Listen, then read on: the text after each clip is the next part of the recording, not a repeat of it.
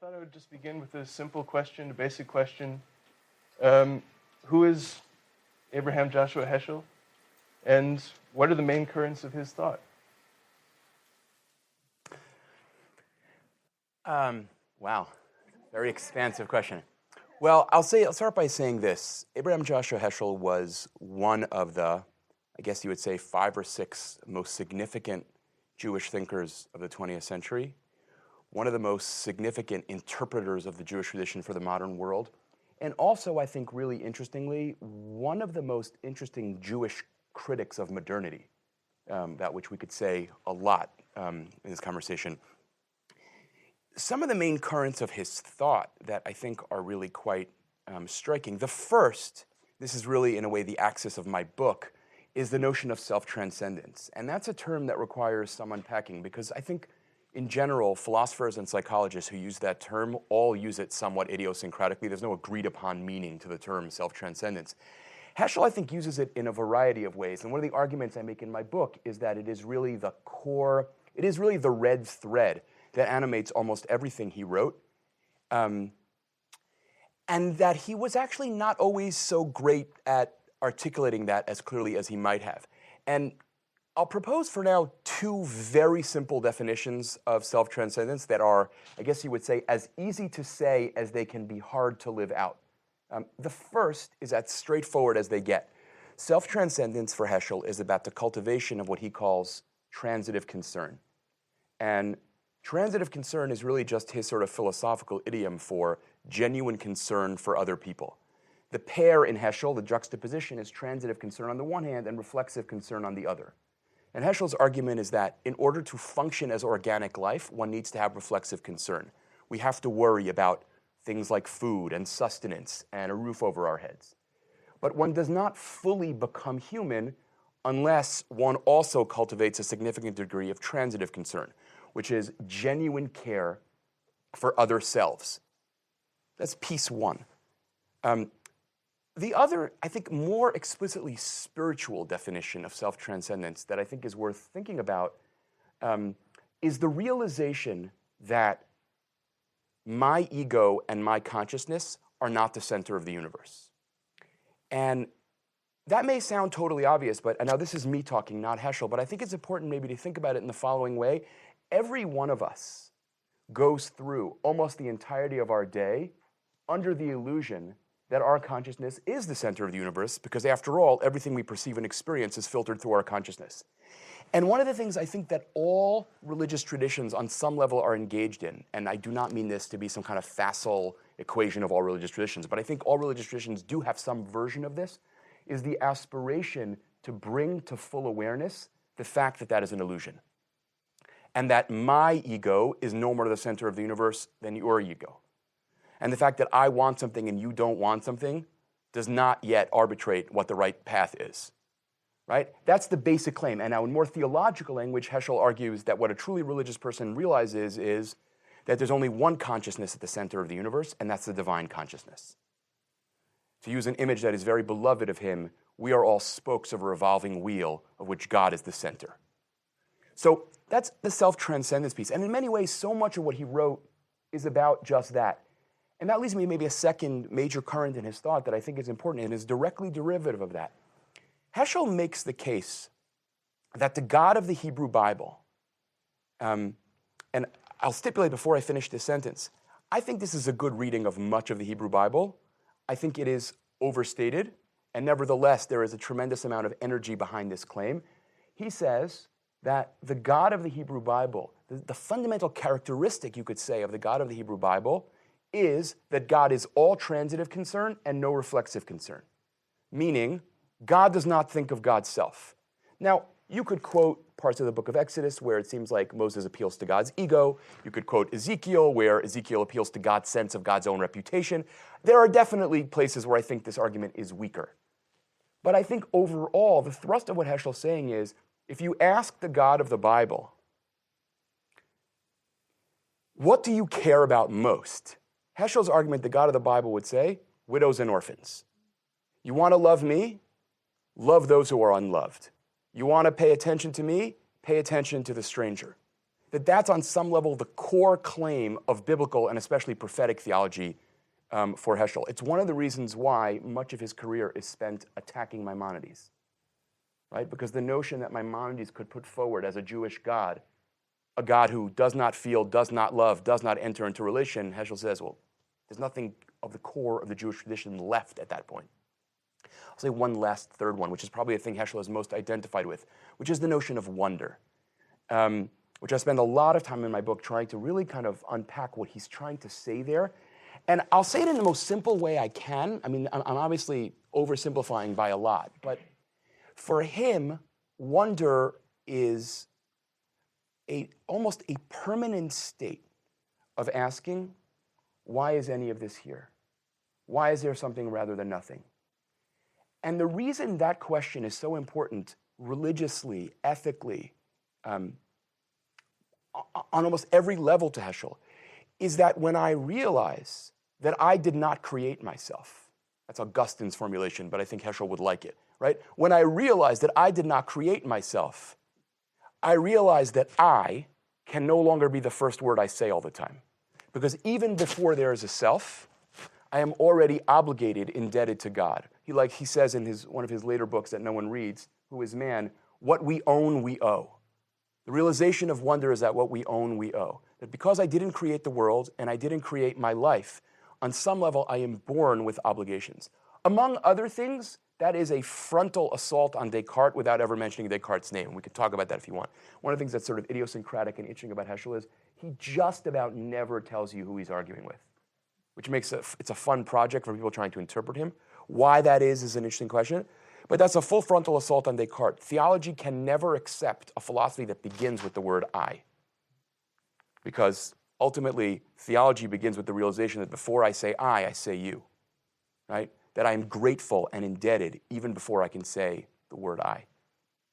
It's a start. A full start.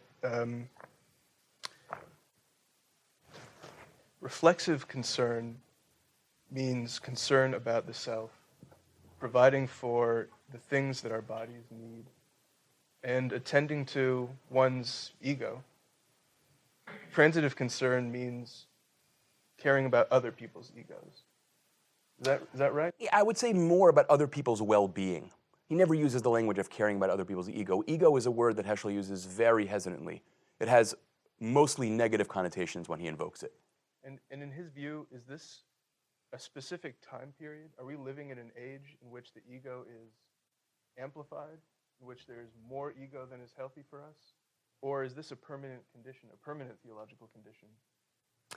So that's a very interesting question. You know, I have a very curmudgeonly student who always likes to say, what is it with modern philosophers? They flatter themselves by assuming that everything that's wrong is uniquely modern, right? It's like an interesting trope in modern thought. I think Heschel would say that what happens in modernity is certain basic human impulses towards selfishness, towards self-assertion, get amplified by some of what modern culture presents. And in particular, I think this is a very important trope. Sometimes I think that if you had asked Heschel, what is your individual message to the modern world? What do you most want to say? I think he would have said something like this. There are really two ways of being in the world.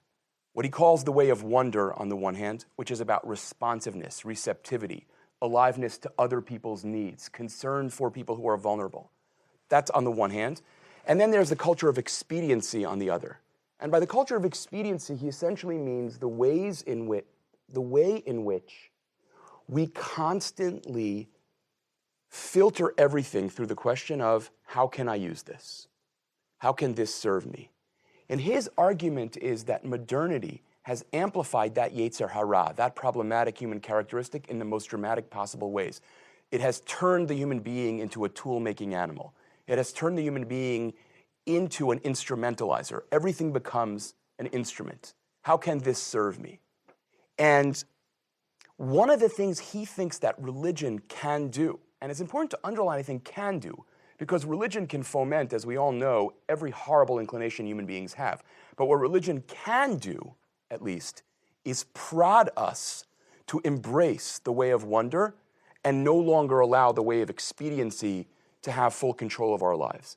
For those of you interested in 20th century philosophy, there are interesting parallels here between this, first of all, and Buber's argument that modernity is a time when I-it sort of drives I-thou relationships out.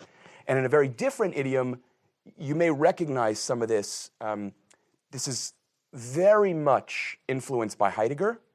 One of the things that's interesting about Heschel is like almost every 20th century Jewish thinker living after 1940, he's deeply influenced by Heidegger, and he's embarrassed to say it, right? Because he, Soloveitchik, Buber, they're all on some level struggling with the fact that they think Heidegger is the most important philosopher of the 20th century and also a horrific human being.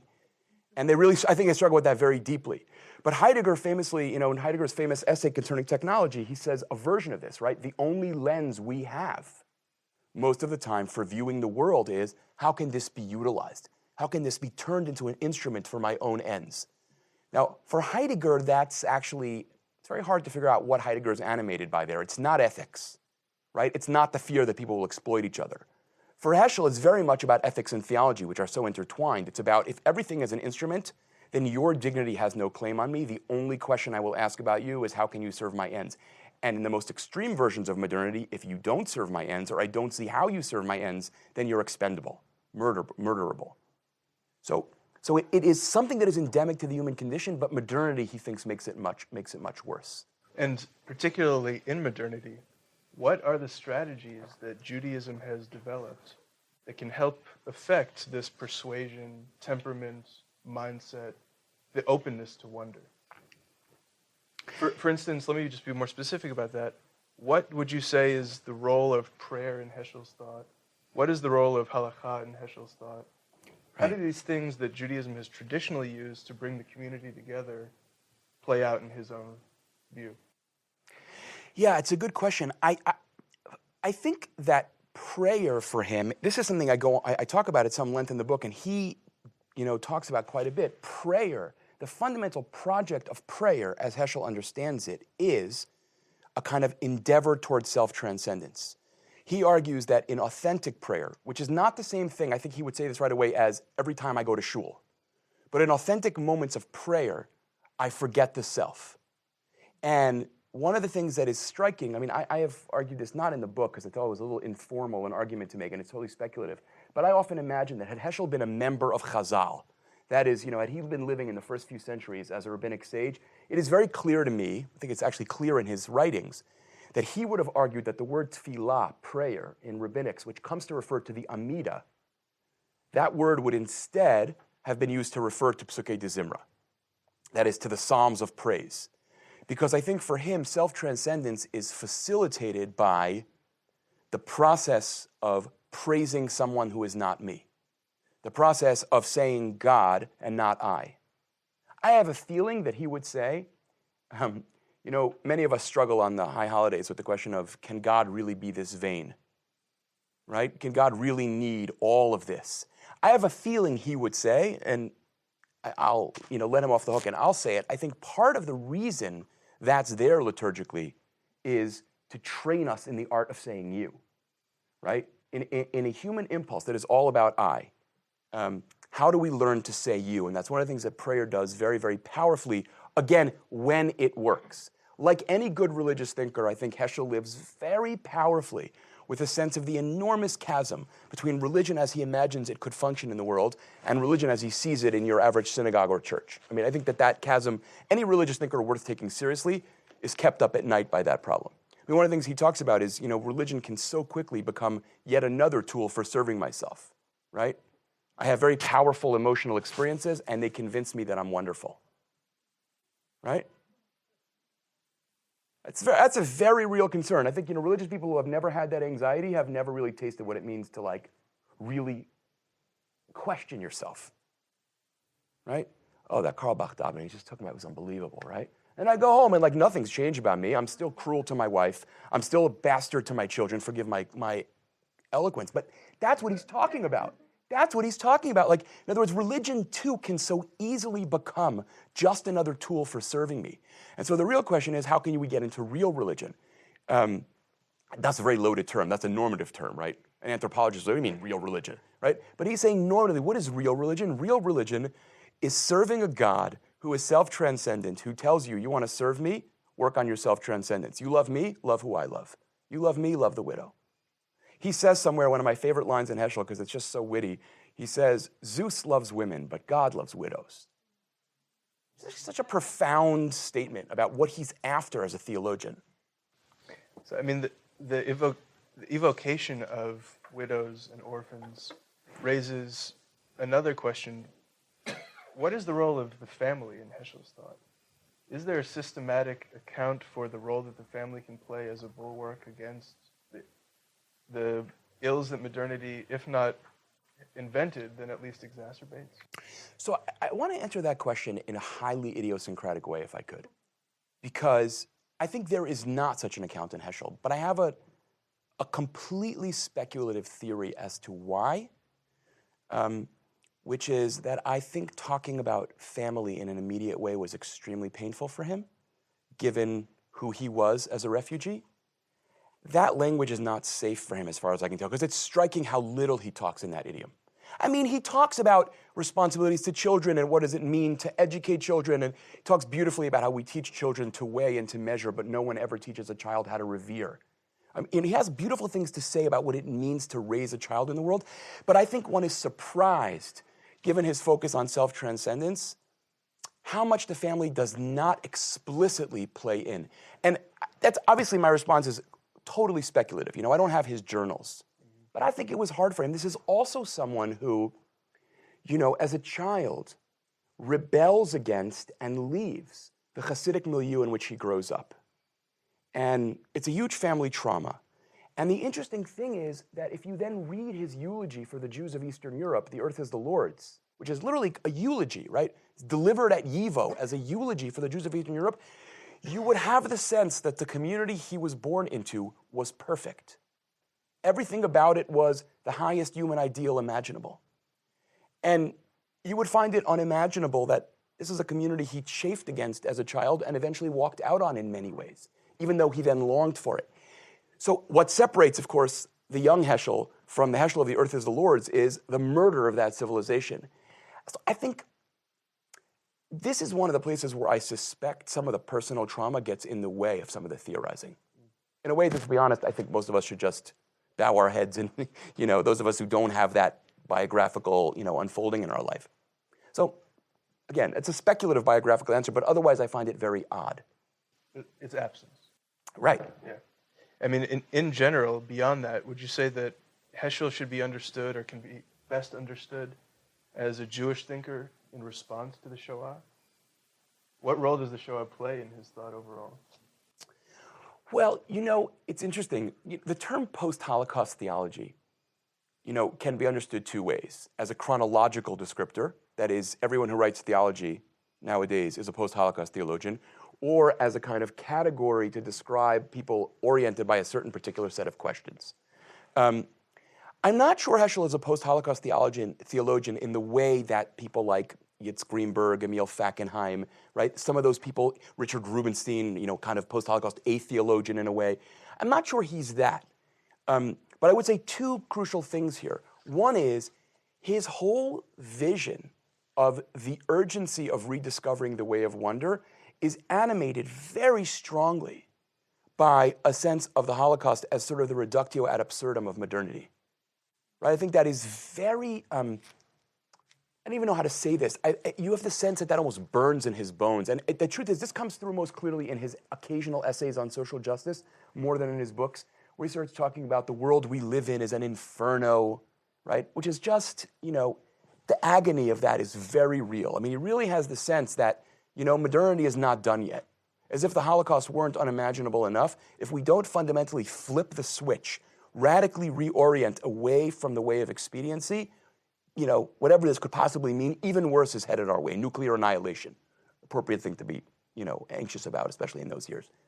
Now, I argue in my book that theologically, the Holocaust has a much more complicated role in Heschel than most scholars have thought. It is kind of a truism in some of the scholarly literature on Heschel that Heschel thinks that because his theology is so centered on radical human freedom, that is sort of the answer to the Holocaust. After all, God allows radical human freedom. Radical human freedom can run totally amok.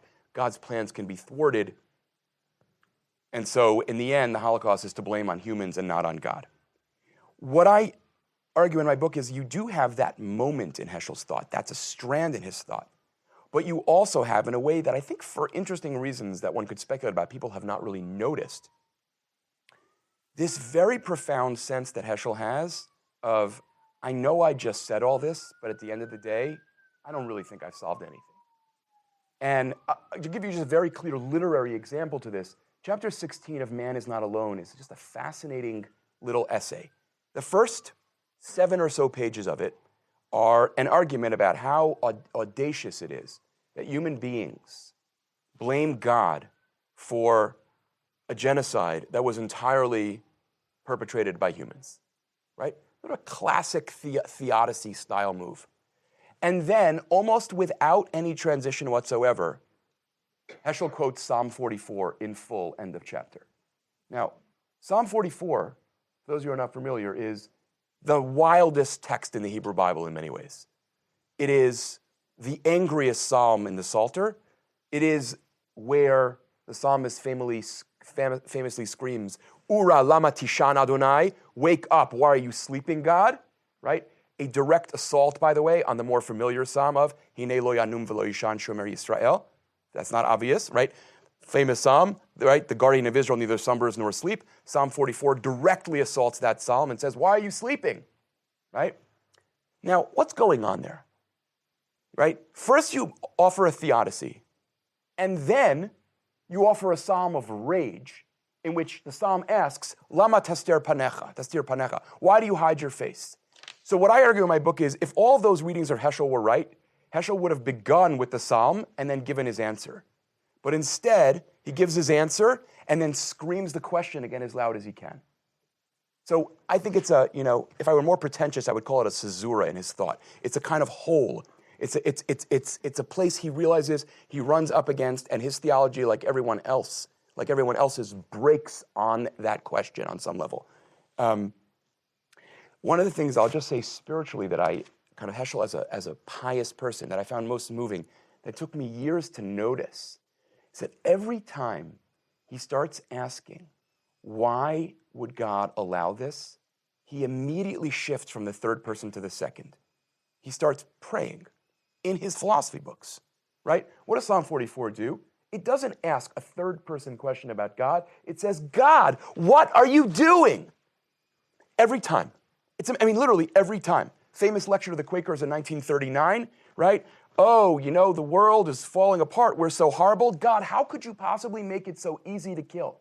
Every time it's prayer. And one of the things that I find honestly painful about reading it is you have to have such extraordinarily powerful faith to be in that place where every time a metaphysical doubt might arise, you treat it as relational frustration, right? Is there a God? God, where are you? There's something about that is just, it's heartbreaking. It's incredibly inspiring. It makes you realize how much so many of us have lost in the modern world. I have a friend, this is a long answer. I have a friend who was telling me recently, he just recently stepped down from being the rabbi of a modern Orthodox congregation. And he was telling me that several times over his years as a pastor, congregants would come to him and talk about how they were really struggling with anger and they weren't sure it was okay to be angry at God, et cetera, et cetera. And he showed them Psalm 44, which is actually not a personal lament, it's a communal lament, right? It's about the fate of the Jewish people. And said, would you ever think about praying this? Here's this, it's Sefer Tehillim, right? It's the Psalm, it's okay. And he said that all three of them, in a slightly different idiom, all said, are you kidding? I don't have enough faith to pray this. You realize how deep my belief would have to be to yell at God and be utterly sure that God hears me? I don't know if I can do that. And so I feel like it's one of the ways that Heschel is very much, you could say, there's a gap between Heschel and many of his readers on that level that is very profound. Because what for him is relational distance, for so many of us becomes metaphysical doubt. I hope what I mean by those phrases is clear. The ability to model and re-energize the faith of readers, a community, has been one of Heschel's legacies. it's also been occasion for some of his readers to wonder about the relationship he might have with Christians and Christian theology. Famously, Christian theology is so much more centrally about faith, or that's at least historically been that's the story we tell ourselves. Are there Christian elements do you detect in Heschel's thought? What's the relationship between Heschel? Does he actually have some unnamed Christian conversation partners? Yeah, that's a lot of different questions rolled into one. So let me try to a little bit tease them apart if I could. First of all, what you said about bringing people back into religion. I forget exactly the formulation you used, but something like that. So I think this is an important clue for understanding something that Heschel does that some people find totally inspiring, other people find totally frustrating, and some people find both simultaneously, which is, why is he just so poetic, right? Now, I think that part of the issue for Heschel is that he really believes that all human beings have a sense of what he at one point calls unmitigated innate surprise, which is a nice definition of wonder.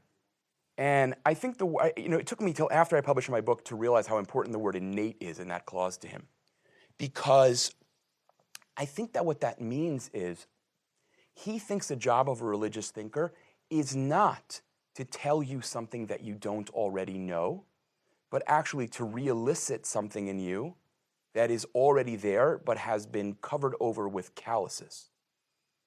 That is important because I don't know how many of you have ever spent significant time reading analytic philosophy, but it is fairly rare that you get to step 37A of an argument and all of a sudden you discover that your soul has been set on fire, right?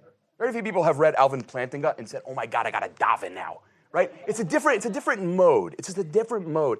And I think the moment Heschel realized that his project was tearing calluses off the human soul that modernity had, let's say, placed there in very dramatic ways, he needed to write in an idiom that was piercing. And that's part of why he uses his unimaginable poetic skills. English is a language he can't speak till he's 29. Just sit with that for a minute, right? I mean, it's insane to even ponder, right? It's because at the end of the day, it's very rare that you get people to radically reorient their life by appealing only to this kind of hyper-intellectualized, very distinctive piece of their mind. Because he thinks, as he puts it at one point, wonder is a question that demands the entirety of us as an answer. I'm getting that quote a little wrong, but it's something like that. Demands all of us as an answer. He needs to write in an idiom, he thinks, that will grab us in our hearts, grab us by our lapels, as it were, shake us. So I think it's actually very important, meaning at least in part, he's a poet because of what he understands his philosophical project to be. It's also the case, this is really just a footnote, that I can only imagine his somewhere between amusement and scorn at certain critics who have said Heschel is, quote, just a poet. To which I think he would say, I can't imagine a greater confession of one's own impoverishment than saying just a poet, right? Rilke was just a poet too, right? I mean that's just sort of comical, right? But it's also not true, right? He's not just a poet. He is in part appealing to his poetic gifts because they do work for him that he thinks is integral. And the fact is, a lot of religious thinkers don't know how to do this very well, right? Karl Rahner, shift to Christianity for a second. Karl Rahner, for a long time, people would have said Karl Rahner was the greatest Catholic theologian of the 20th century. He's sort of fallen into disfavor for all kinds of reasons now. But Karl Rahner has a term that I talk about in the book called mystagogy. Mystagogy is the idea that what a religious thinker needs to do is help reintroduce his or her readers to an experience that is integral to kind of what it means to be human, but maybe lost to them. Like open the possibility of the sacred to them.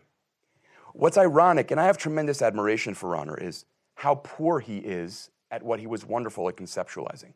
Because Rahner is almost unreadable, right? And he's just enormously opaque, right? And if you know German, it helps a little, right? But only a little, right? So what I think I might say this in the book, I'm not sure, is that Rahner is the far greater theorist of what Heschel is doing, but Heschel is the most gifted practitioner of mystagogy in the 20th century, right? He is opening up for people worlds that he feels have been lost in modernity, which also leads to interesting questions about secularization. Now, about whether there are Christian elements in Heschel, you know, I'll tell you, he very much was in conversation with Christian thinkers, although he was, you know, in conversation with all kinds of currents, Jewish thinkers, Christian thinkers, 20th century, you know, philosophers who were not particularly affiliated with a religious tradition. I think that he would offer the following warning. We should be very, very careful of assuming that when Jewish thinkers say certain things that sound Christian, that's not because A, we forget where Christians got those ideas from, and B, because Jews have become so atheological that someone actually talks from a place of profound faith. Oh, that's not Jewish, right? It's one of Heschel's central polemics, right? What kind of ugliness is that? He basically suggests there's a direct line between the history of Christian anti-Semitism to Spinoza, to Mendelssohn, and then a person I think he found almost unmentionable, Yeshayahu Leibovitz, right? Where it all becomes about halacha and obedience, right? Those two people detested each other, and with good reason, meaning because it is antithetical at the core what they're up to. Although what's interesting is they both think they're theologians of self-transcendence, but that's you know, a fascinating thing to talk about. So, you know, it's also I want to say this in as respectful a way as I can. I have tremendous admiration for the late Rabbi Eliezer Berkovitz, who was a great rabbi and a great figure in many ways, who was notorious for writing just staggeringly uncharitable essays about people he disagreed with. Stephen Katz has famously sort of written about this, about how it's odd that Berkovitz, who was so smart in so many ways, reads people in a way that is almost deliberately flattening. And in his famous essay on Heschel, he basically says, you know, Heschel is a literalist, he's almost a Christian. And it's really one of the poorest readings of Heschel I've ever read. Some people have suggested that Berkovitz did that, this is just fascinating 20th century Jewish intellectual politics, as he felt accused in certain segments of the Orthodox world of being, quote, conservative, because his theory of halacha was too liberal. He kind of covered his rear guard by attacking everyone who was a significant, more liberal Jewish thinker. So it's Kaplan, it's Heschel, it's Buber, it's Rosenzweig. It's like very, very interesting, the politics of that. But I'm quoting that only because Berkovitz is probably the most famous example of saying Heschel is, you know, a quasi-Christian. It reminds me of a scene I once saw where Yitzhak Greenberg was standing up in a room talking about the wounded Messiah in rabbinic sources. And someone got up and said, you know, Rabbi Greenberg, with all due respect, you sound Christian. To which he said, and with all due respect, I think Christians probably also read Isaiah. Like, sorry, but I'm not willing to cede every good idea or every idea that I find theologically compelling that Christians have also adopted to Christianity. That's just sort of not interesting to me. I won't play that game. I think Heschel would say the same thing. Divine pathos, the notion that God feels, that's the prophets. I mean, that's just my exposition of the prophets. Now, one last piece about your question I think is interesting. It is the case that many of the earliest scholars of Heschel were Christians. And I think part of that is for a different reason, which is related, which is they found some of the things that Heschel found in the Hebrew Bible, in Tanakh, so kind of helpful for creating a new kind of Catholic especially, but Christian, but Catholic especially, Catholic Jewish dialogue, that they found him a very easy figure to connect to. The notion of divine pathos, which is so central to Heschel, that is the notion that the God of the Bible feels, allowed them to feel like when they talked about Christ on the cross, there was some way that Jews could understand what they were talking about. Not that Jews would embrace that idea, but that Jews could understand what they were saying. And so, you know, in many ways, one of the best books about Heschel, it is entirely uncritical, but it is enormously insightful, is a book by John Merkel, who teaches at a small Catholic college. He's a Catholic theologian. What I think is interesting is John Merkel writes a book on Heschel and calls it the Genesis of Faith, when Heschel, in fact, talks about how awe, rather than faith, is a central category of Judaism. Yir'ah, not emunah, a much more central term in rabbinic discourse. And yet Merkel, the Catholic, reading Heschel, it ends up, despite himself, through a somewhat Catholic filter, the Genesis of Faith. How does Heschel get us to faith? Heschel would have much preferred a book called The Genesis of Awe. So I know I just said a lot of different things, but But, one of the things that I think in the popular imagination Heschel is most famous for is his role as the kind of Jewish envoy to Catholics. Right. So what's the real story? What role did Heschel play in Vatican II? And what role did interfaith dialogue play in his thought? There's a very fine 2-volume biography of Abraham Joshua Heschel, very finely researched, not an easy read, but finely researched, by Edward Kaplan. And if you're interested in this question, to be honest, I don't think I could reconstruct it very well. One of the most sort of, I would say, for some people, inflammatory claims of the second volume of that biography is that Heschel's role in Vatican II was far less unambiguously positive than the mythology of Heschel has argued, that he actually sort of didn't really understand his boundaries in talking to various cardinals in Rome. There's a lot of somewhere between interesting and Lashon Hara in the book about that, about Heschel's role in Vatican II. I would say this. I think Heschel felt very strongly that if religious communities in the modern world did not find ways of finding more generous ways of talking to and about one another, the world would go up in flames. I think that was a very profound sense he had. And so finding a way to talk to Christians was enormously, enormously important to him. And I want to underline, Heschel dies in 1972. Which means that interfaith dialogue for almost all Jews in 1972 means Jews and Christians talking to each other, right? So when Heschel is hailed as a kind of hero for interfaith conversation, yes, but it's in his time, meaning, what would he have said about the possibility of Jewish-Hindu dialogue? I don't know the answer to that. There are a couple of places where he gestures in that direction. At one point, disparaging the Maimonidean sort of worship of Greek philosophy, he says, what's the big deal with Greek philosophy? Maybe someday the Jews will end up on the river Ganges, and a totally different set of philosophical assumptions will be what we're in conversation with. Who died and made Greek culture God? Right? That's a very provocative sentence. It has always felt to me a little ad hoc. I don't know whether he really is saying at some point we should have a profound conversation with Hindu culture. Very few people are saying that, I think, in the West in 1970. Actually, he writes that in 1951. So, no, it's 55. So the conversation with Christianity is enormously important to him, both because of sort of who he was as a thinker and a person, but also, I think, out of profound sense that was morally urgent. I think he would have also wanted us to remember that he was not a pushover about that. I mean, his letter that he sends to the Vatican is actually quite amazing. If you've never seen this, I'm trying to think where it's easily available. I think it's probably in Susanna Heschel's anthology, Moral Grandeur and Spiritual Audacity, where he hears that at Vatican II, there is a movement afoot to pull back on some of the more radical statements in accepting Judaism, and specifically about whether Jews need to convert to Christianity. He sends this telegram, which is so not the sort of Heschel of the popular imagination in many ways, in which he says, I want to make sure it is clear to you, right?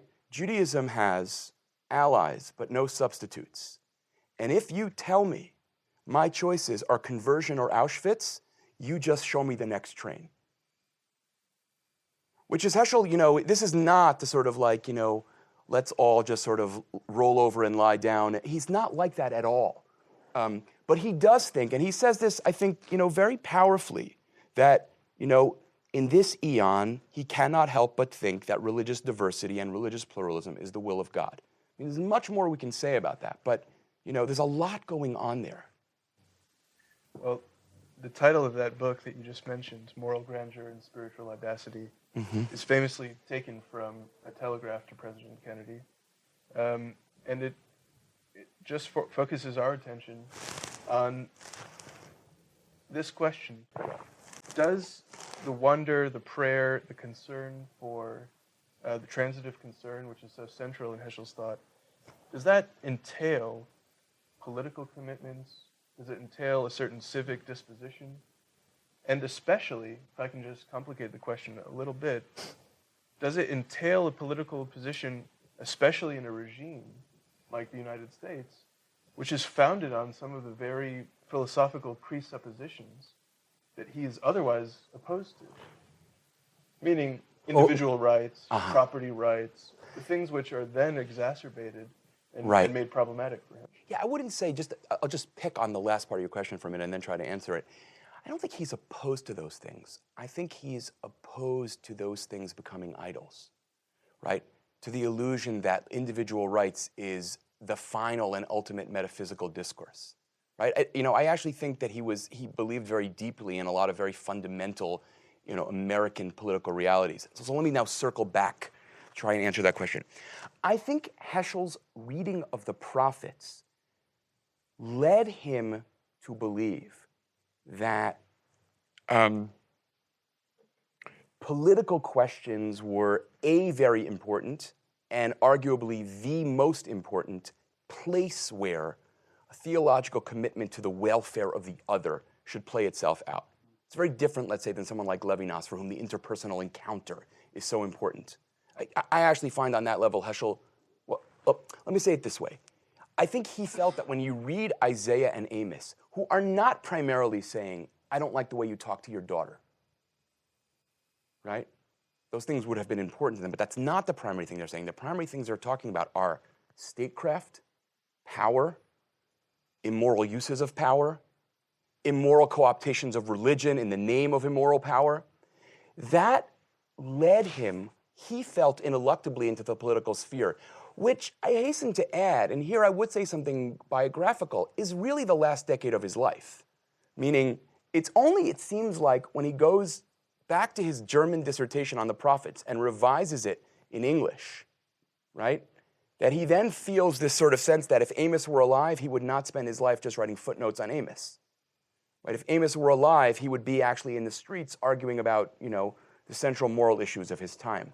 Now, what I find complicated, and here this is very much me talking, not him, is I am on one level totally sympathetic to the notion that if you take Torah seriously, if you take Jewish piety seriously, you cannot but be led to caring deeply about questions that are not merely interpersonally ethical, though those are important. One should never say merely in that context, but also questions that are political and about power.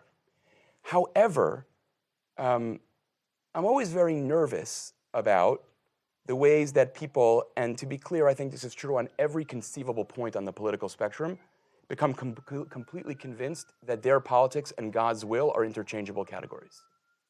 Now, when I speak to crowds that are very political conservative, I talk about the Christian right.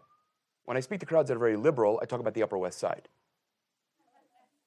Because I think there's a way in which, in all kinds of ways, people do this, and they tend to say, as human beings are prone to, that's a wonderful critique of the people I don't like.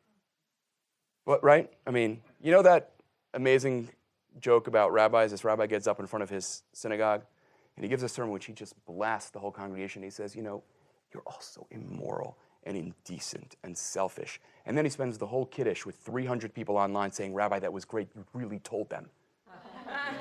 Right? And so I want, now, it happens to be that many of us are deeply sympathetic to some or all of the issues that Heschel pulled out all the theological stops on behalf of. But I often find myself wondering, what if he had pulled out those stops on issues, or what if he did pull out those stops on issues we disagree with? In other words, I think there's a tremendous amount of nuance that is required. I sometimes say I do not mean to place myself in the same conversation as Heschel. God knows, right? But at the end of the day, by late in his life, Heschel had the temperament of a prophet. For someone like me, whose temperament is that of a philosopher, something very nervous making about that. Again, I could not be more proud of the fact that he did it on behalf of civil rights. But other people use similar language on behalf of things I find abhorrent. And I think that requires a tremendous amount of self-criticism in every community that invokes this kind of rhetoric in ways that don't often happen, right? But you mentioned the name of Leibovich before, and I wonder about Heschel's legacy in Israel. Yeah, great question. And I want to get at the question in the following way. One of Heschel's probably most famous books about the Sabbath invites its readers to conceptualize Judaism in terms of time. Right. Now, I think it could be argued, uncontroversially argued, that the central category for Zionist thinkers and Zionist doers, all the more so, is space. Right. Is the recapture of the Jewish land and the recapture of Jewish sovereignty in the Jewish land. And I just wonder if that makes Heschel a diasporic thinker. And just in general, what has his reception been in Israel? So that's a really, really wonderful question, and it's actually there's a lot of layers to it. So first, some context. Heschel is writing at a time when, almost anyone who's writing anything, I'm obviously exaggerating now, but almost anyone who's writing anything is preoccupied with the Athens-Jerusalem dichotomy. And that generates a whole series of typologies that by definition are oversimplified, right? That's just what a typology is. Here are some interesting examples, right? Athens is about the visual. Jerusalem is about the oral, right? Okay, except almost the whole history of Kabbalah is about seeing God. And the book of Exodus says that at Sinai, the Jewish people saw God, right? Deuteronomy, that's Jerusalem. Exodus, well, it's complicated, right? Another famous example, right? What's the role of emotion? One of the things Heschel says is the great sin of Maimonides is that he buys a certain Greek privileging of the mind over the feelings, which he insists is radically unbiblical. That's why Maimonides is embarrassed to attribute emotions to God, which Heschel says is not Jewish, right? It's Greek. One of those kind of widespread dichotomies is Athens is about space, Jerusalem is about time. And I have often speculated, I really have no way of proving this, that ironically, one of the people who influences Heschel to be so preoccupied with time rather than space is Tillich, who is obsessed with this dichotomy. And ironically, to your question, it's one of the reasons why Tillich in the early years of the state is ferociously critical of Israel, because he essentially says this is a reversion, the very project is a reversion to pagan Greek categories, right? Jews reverting to space. Now, I will make the following observation that I mean with all respect. I think the book The Sabbath is a wonderful midrash on Genesis 1. Genesis 1, it's a great reading of Genesis 1. Genesis 1 culminates in sanctifying time, not space. The land of Israel is not primordial, right? It's a very idiosyncratic reading of the rest of Chumash, which is about a journey to a particular place. It's a very idiosyncratic read, right? It is clearly influenced by sort of a set of assumptions, philosophical assumptions. I think Heschel might say in response, well, Chumash is not about getting there, it's about journeying there. You can say what you want, but nevertheless, I think, the Sabbath is a much better reading of the beginning of the Torah than it is a reading of the Torah as a whole, which is interested in time, to be sure. Shabbat is one of the major categories of the book, but so is Eretz Yisrael, so is the land of Israel. Now, what's interesting is Heschel doesn't in any way think this leads him to being a non-Zionist. He actually very badly wants to move to Israel. He is blocked by various personal political things that happen at Hebrew University from going. And right after 1967, in the weeks after 67, he writes one of his most idiosyncratic books that is mainly intended to explain to Christians why the land and state of Israel are so important to Jews, right? That book called Israel, an Echo of Eternity. But as Shaul Magid pointed out to me once, a professor of Jewish studies, in a personal conversation, isn't it interesting that even when he writes a book defending the centrality of land, he defines it in a category of time, right? Israel, an echo of eternity. Space is important because it makes time manifest in a different way. Now, but this is where it comes all the way around. So Heschel was, I think, I've suggested this in personal conversation, he didn't matter in Israel for a very long time, partially because of this. Because a nation that is all about trying to restore place to its proper place in healthy Jewish life. That's a Zionist way of formulating what I just said, right? Whether you accept it or not, but like that a fully healthy Jewish polity would live in a place, right? A thinker who says Judaism is primarily about time rather than space doesn't really get a lot of traction there. In a very different way, that's why Rosenzweig doesn't matter in Israel at all for a very long time, right? Rosenzweig, of course, is a to the point of let's call him a non-Zionist. Not really an anti-Zionist, a non-Zionist. But in the last 10 years, all of a sudden Heschel matters in Israel a lot. And there's a whole sort of subculture emerging of people who read Heschel, who translate Heschel.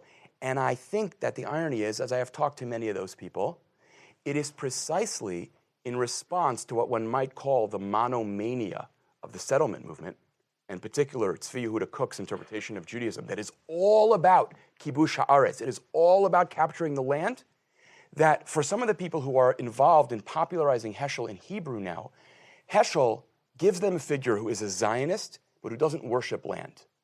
It's a very religious polemic, meaning I don't think this is a conversation that interests secular Zionists, right? You know, at the last Likud convention, they were not arguing about Heschel versus Tzvi Yehuda Kook. But in certain sort of yeshivas and certain conversations among young religious Jews who struggle with the overly tight binding between a certain religious conception of the land and a certain vision of politics, Heschel has deliberately been introduced as an antidote to that.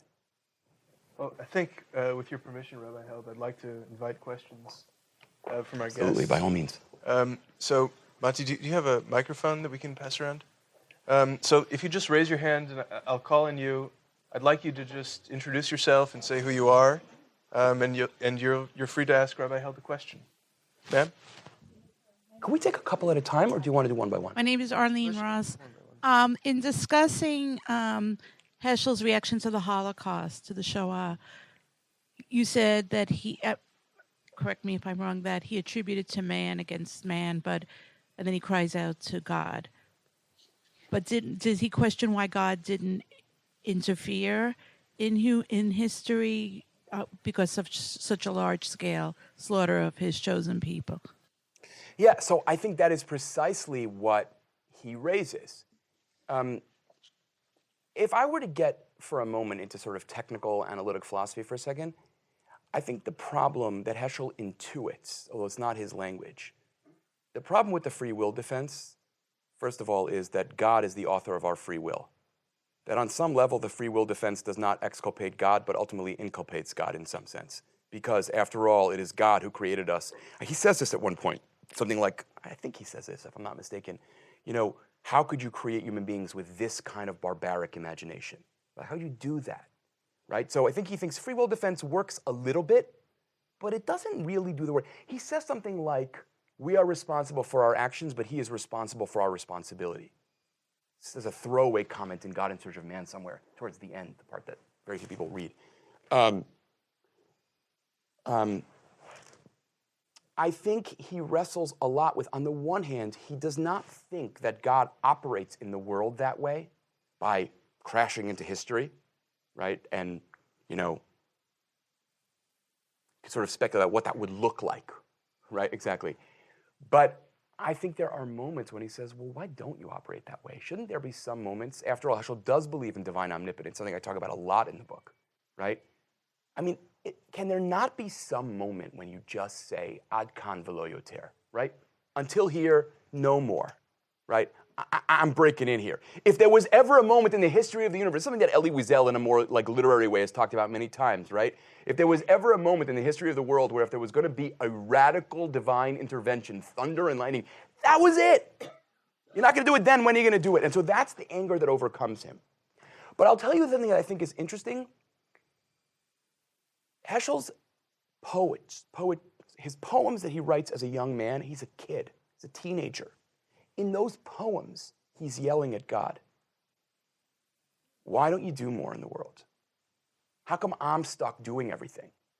Those poems are amazing, not as poetry necessarily, but one of the things I argue in the book is someone who is angry at God before the Shoah, the odds of them being suddenly not angry at God after are unlikely. It's a very strange, right? It's a very strange argument that other scholars have made, mainly because I think they don't read the poems. Yes, how's that for a shorter answer to your question? Yes, I think that is what is enormously difficult for him. Is that at the end of the day, God, if not now, when, right? Sir. Hi, my name is Michael Fivish. when you spoke before about Heschel on interreligious dialogue, you, tell me if I'm quoting you rightly, you said that you Pick believe... up a drop, I'm sorry. If you could. Is this better? All right. It's not. You said that to a certain extent that it would be God's will for the diversity of religion in the modern day. Right. So using that as the subtext, three related questions. One, what do you think Heschel would have to say about Taking notes. the breakup of ideology within Judaism and the Jewish people, all the different sects and non-sects of faith, also related to Zionism, and then finally just the land of Israel. Speaking of it as a land, the competing claims within it. How do you think he would view that within the context of God's will of religious diversity, and then how it would apply to political diversity, competing claims? I'm sorry, I heard a first and a third. What was the middle one? The one about the middle one breakup was of ideology. The middle one was then, Zionism. So the same question about Judaism, but related to Zionism. You mean diverse visions of Zionism? The extremely diverse visions of That's Zionism. interesting. Okay. I don't know that he ever has anything explicit to say about the second, but I can speculate. The first one, it's interesting. Heschel, those are not exactly the questions Heschel talks about. I will say this that I think was important to him. I think he always had a pretty strong indifference to those categories, meaning the words orthodox and conservative were totally uninteresting to him. In some unconscious way, it might be part of what drove me to him as someone who has spent his life saying that I see no reason why accidental terms from 19th century German history should have such purchase on American Jewish life. I think those terms are helpful or interesting or tell us very much. There's a great story, I think it's Reuven Kimmelman who tells that one day who was one of Heschel's students, he pulls Heschel aside and he says, Professor Heschel, bottom line, are you orthodox or are you conservative? To which Heschel says, as far as I know, I am not a noun in search of an adjective. Which I think is just a fabulous, actually answer. It's just I don't find those categories interesting. It's like asking me, am I a chassid or am I a modernist? Well, yeah. In very profound ways. Am I, a student of modern philosophy, or in the end, do I think Isaiah is true? Yes, totally. So those categories are so limiting, confining. Ideology trumps truth at that point. The question becomes what's orthodox as opposed to what's true. Right? It's a very profound problem. What am I allowed to say as opposed to Chotam Moshe LaKadosh Baruch Hu Emet, God's seal is truth. Right? So those terms can become insidious in many ways. This is Heschel talking. I happen to agree with that, but maybe it's me talking. I'm not sure. So I'm not sure that's his question. Now, he did see his job as criticizing each community for what he saw as its limits. And I think he thought he could do that because it was never one denomination attacking another, because he didn't have a denomination, right? So when he goes to speak to Reform rabbis, he says, one who says, I have agadah, but I have no halacha, has no agadah, right? One who has narrative but no law has no narrative. When he speaks to Orthodox Jews, he says, one who says, I have law but no narrative has no law. I recently had this very strange experience where I did an interview about my book on Professor Alan Brill's blog, and he asked me, what do you think Heschel would say to contemporary modern Orthodox culture? So I answered that question, and then one of the commenters says, why are you picking on orthodoxy? Which I say, I'm sorry, but I'm not sure you read the question. He said, what would Heschel's criticism of orthodoxy be? If this was a Reform blog, I would have said something totally different. But I was trying to answer the question, and Heschel's point was, I'm not in one of these camps exactly, right? That's just not who I am. Now, about the Zionism piece, Heschel never talks about that, but I think he would say, in a way that is probably jarring to a lot of modern hearers, that any purely secular Jewish identity is bound to liquidate itself very quickly, including secular Zionism. That in the end, secular Zionism will have very little Judaism as part of it. In fact, that's what many secular Zionists today are wrestling with, right? Sort of what I call the revenge of Achad Ha'am, right?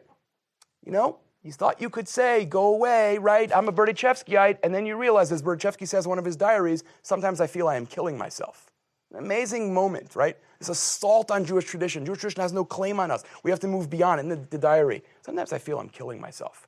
And I think Heschel, would have been very strong about that issue. I also think, this is an irony, in the 1930s, 40s, and 50s, a variety of religious thinkers, religious Zionism is then very much associated more with the left than the right in Israel. A variety of religious Zionist thinkers argue that it's very important for Zionism to have a religious contingent within it because it is only religion that will keep Zionism from becoming militaristic and jingoistic. Which is ironic, of course, right? Because in contemporary Israel, right, the religious right is actually the most jingoistic camp in Israel, far and away. But these are not insignificant figures. This is Abraham Isaac Cook, right, who says this, right? It's very important. If we don't have religion, we'll be just like every other nationalism in the world, and then we'll basically commit monstrosities, right? And knowing sort of Heschel's predilection for being this kind of quasi-prophetic voice, I imagine he would have been on board with that kind of narrative about the role of religion in Zionism. The third question, that's a very hard question. I will say this. Heschel spent a lot of time very worried about the dangers of power. And at times, I think for a post-Holocaust Jewish thinker, he doesn't talk enough, from my perspective, about the necessity of power. Right? I mean, I would argue that World War II teaches us two things if we're serious. One is the necessity of Jewish power, and two is the necessity of Jewish moral critique of Jewish power. And the problem with many political camps is that you have to pick one, and you're written out of the town if you try to have both or the other. So Heschel, I don't think, keep in mind, it's not Israel he has in mind. It's early for that discourse. And when he writes this stuff, it's much earlier. I think it has to do more with totalitarianism, as he understands it, right? It's godless communism, right? To use the term of preference in the moment when he's writing a lot of this, about what happens when a state has unrestrained power over people. I have no idea and don't really find it so helpful to speculate about, which party in Israel Heschel would have voted for.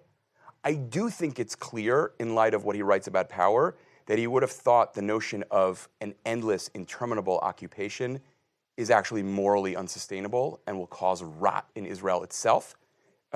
He says at one point, a sentence that I think is really very interesting, the will to believe and the will to power are mutually exclusive. Because in the will to power, we arrogate to ourselves a right that is only God's. That is, people are never, meant by destiny to rule over each other. But again, I don't know what that means practically.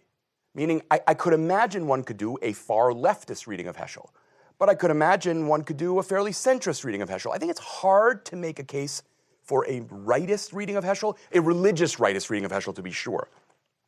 So I think it's a hard question. But there's definitely in Heschel a very deep anxiety about the fear that power without self-critique becomes self-consuming in some way, that it rots from the inside. I don't know, is that a helpful answer to you?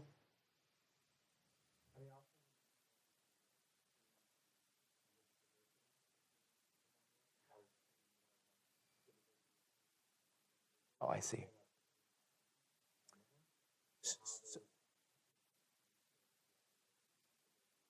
So I can speculate about that, but I have no idea what the answer is because he never writes about that.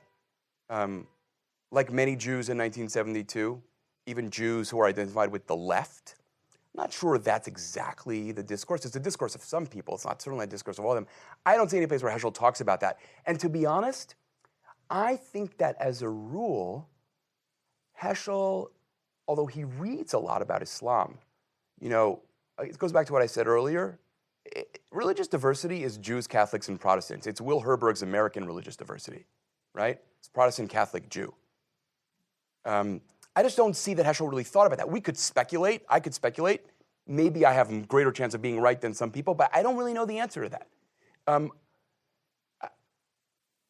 don't know how to answer that. I mean, I suspect that at a certain point he would say historical accuracy is a non sequitur for political solutions. Meaning that in the end of the day, arguing about whether Palestinian nationalism begins in 1920 or 1930 or 1908 is immaterial to the question of what politically should happen. That question becomes abstract and not helpful. That as long as there are people with another nationality who have a claim, that's what you have to wrestle with. It doesn't tell you what you have to do in response yet, but that's what you have to wrestle with. Would he have seen that conflict as primarily religious? I don't know. I mean, do most Israelis see the Arab-Israeli conflict as primarily religious? That's a complicated question. Many religious Israelis see it as a Jewish-Islamic peace. And obviously, lahavdil, many members of Hamas see it the same way. Lahavdil, right? But I don't know. He dies too early. I mean, I sometimes like to say it's a sort of like obnoxious thing to say in general, that it's always important to think about the moments thinkers are fortunate to die before certain questions become urgent. It's like Yitzhak Yaakov Reines, the founder of religious Zionism, who basically says, Zionism has to be completely allergic to any possibility of ever having an army. Well, when you die in 1915, you can still sort of say that.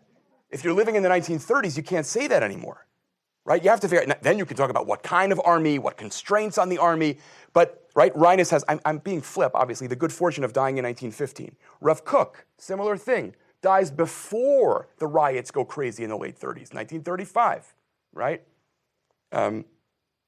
So Heschel, I think he dies before interfaith conversation means Jews, Christians, and Muslims, monotheists, I can sort of wrestle with that. Now I got to deal with Buddhists? That's confusing. And Hindus? Oh my God, right? They look like they're worshiping idols. I'm willing to say they're not, but this is harder. He's dead before all that happens. Really, I mean, so I think it is what it is. I mean, it's the limitation of his life. We can speculate on what he might have said had he started reading Hindu texts, but I don't think he really did that. Not very much, anyway.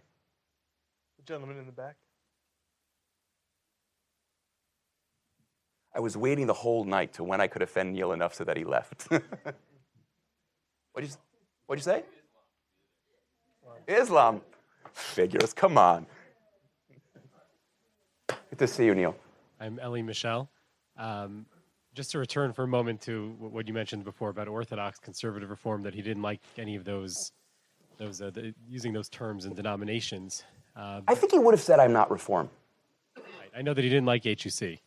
He didn't feel comfortable there, and that he was coming to New York and it was looking at Yeshiva University or JTS, and then I guess JTS worked out, from what I understand. But just to focus specifically on his views on Halacha, which I find kind of interesting, having read that 2-volume biography. So you find that Heschel really was, in general, keeping to Halacha, although there are some interesting exceptions, some stories in there that I wish I knew more about. The backstory when he's ordering eggs at a restaurant at an airport, or here and there where he doesn't seem to be following everything all that closely. What were his views on maybe not even his own personal life, but rather on what he thought Jews in America should be doing in terms of halacha? Did he expect that everyone would keep halacha? Was he hoping that everybody would, or to some degree? Yeah, so maybe I should just clarify as a way into that. His discomfort with Hebrew Union College, especially the time that he's there, he has a tremendous sense of indebtedness to Hebrew Union College, which saves him from Europe. But he arrives there at the peak of an anti-traditionalist moment in Reform Judaism, and he feels a little bit like a fish out of water. He talks about, I put on my tefillin in my room, but I'm afraid to let anybody know I do it because they're going to think I'm like a lunatic, right? And what's interesting is the few students who start coming to his room to put on tefillin because they're trying to discover a more traditional way of being observant. Now, I think he thinks, as I said earlier, he thinks halacha is utterly integral to Jewish religious life.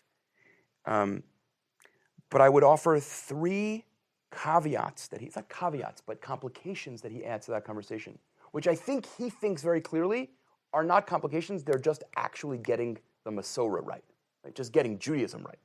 Number one, the fear that halacha will become an idol if it is not in conversation with theology or agadah, right? The fear that halacha as its own thing becomes something people worship rather than something people do in worshiping a transcendent God.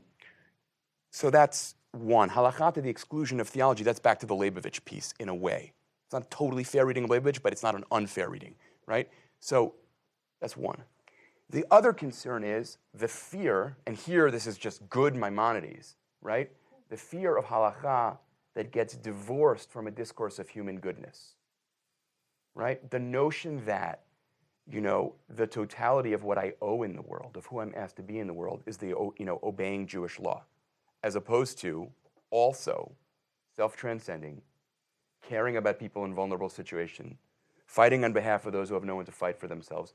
In more classical philosophical language, virtue, right? And that's, straight Rambam, who also is outraged at the thought that, right, you could have halacha without virtue. For the Rambam, that is part of halacha, but that's already a game of how we're going to define our terms.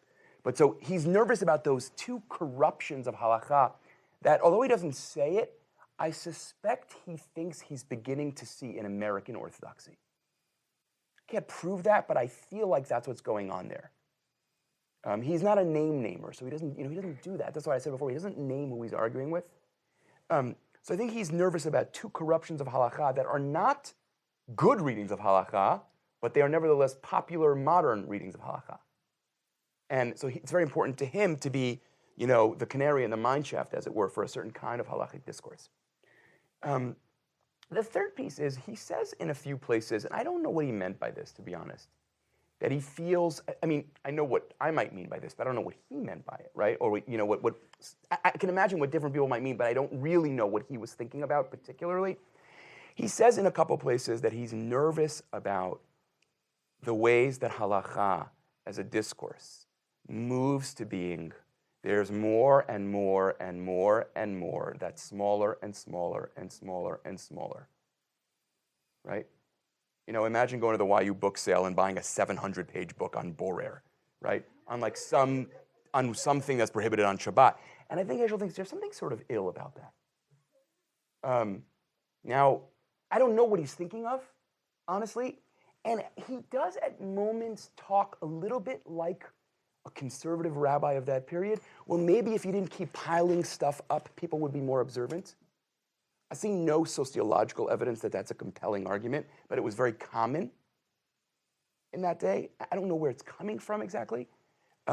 So I think for him, halacha is a sine qua non. You can't have like what he would describe as an authentic Jewish piety without a serious commitment to halacha. As long as you allow him to complicate the discourse, or as he would say, to restore a more authentic Jewish way of thinking about what halacha is and crucially what halacha isn't, which is the be-all and end-all of Judaism. I hope that that's an answer, at least beginning. Sir. Excuse me, one second. The mic's coming. Can people introduce themselves? Yeah, please introduce yourself. Yeah.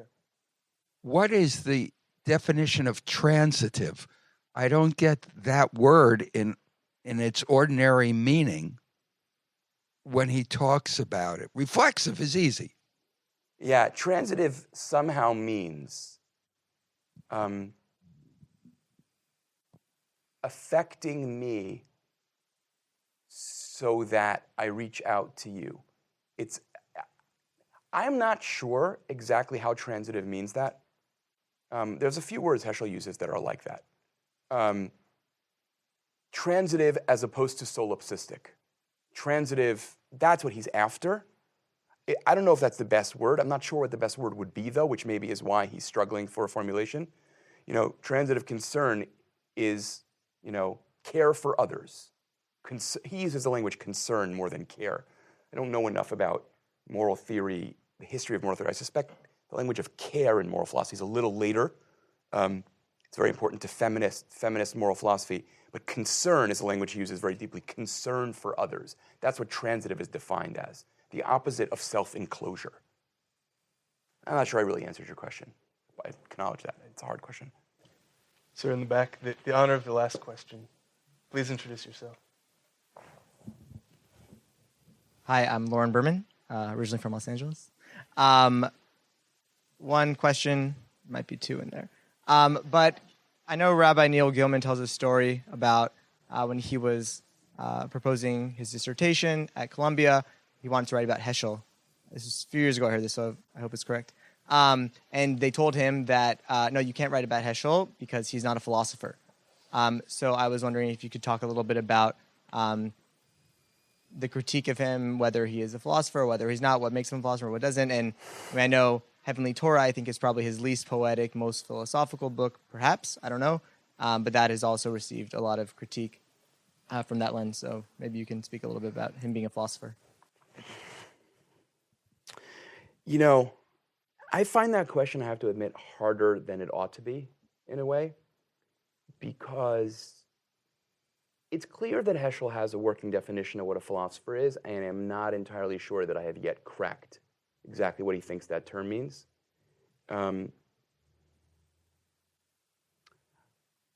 If philosophy means bringing to bear the tools of reason and rationality in exploring the basic questions of human life, Heschel's a philosopher. If philosophy means, let's say, operating within a certain set of agreed-upon metaphysical assumptions, Heschel's whole point on some level is that those metaphysical assumptions are fundamentally problematic. In that, I want to clear, he is not a process philosopher, but in that, he has a lot in common with people like Whitehead and Hartshorne, who basically say, why is it, for example, that if a person has no relationships, is unchanging, impassible, that is, have no emotions, we would say that person is severely defective. But then, in Western metaphysics, we say, but when God is like that, that's God's perfection. That's like the dumbest argument I've ever heard, Hartshorne said. I don't even understand that argument. It's just ridiculous, right? I think the critique of those metaphysical assumptions, Heschel would share. The model presented as an alternative, he doesn't really share. Now, is Hartshorne a philosopher or an anti-philosopher?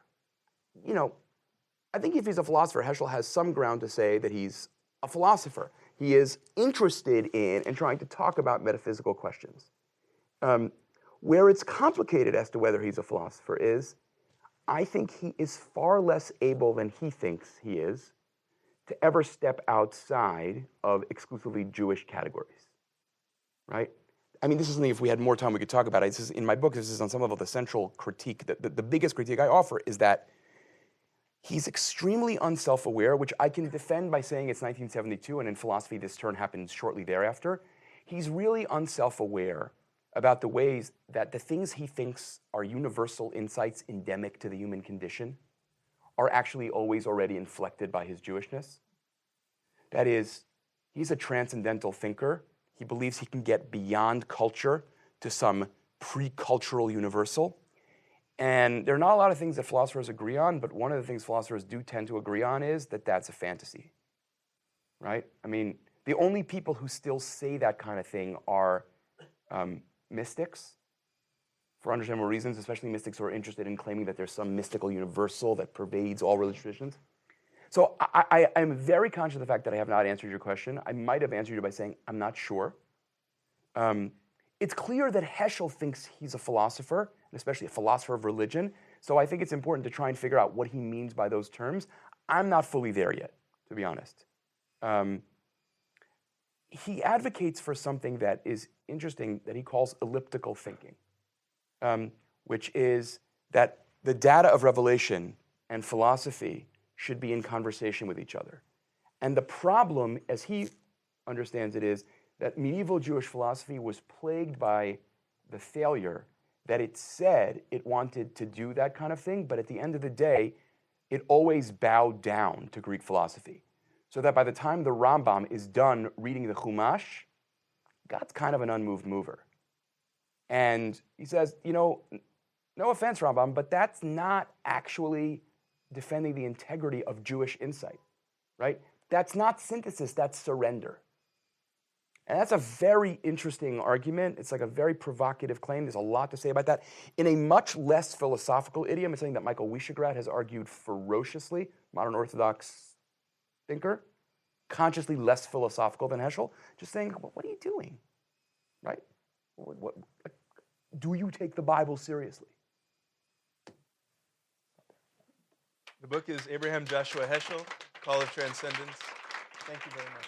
Thank you.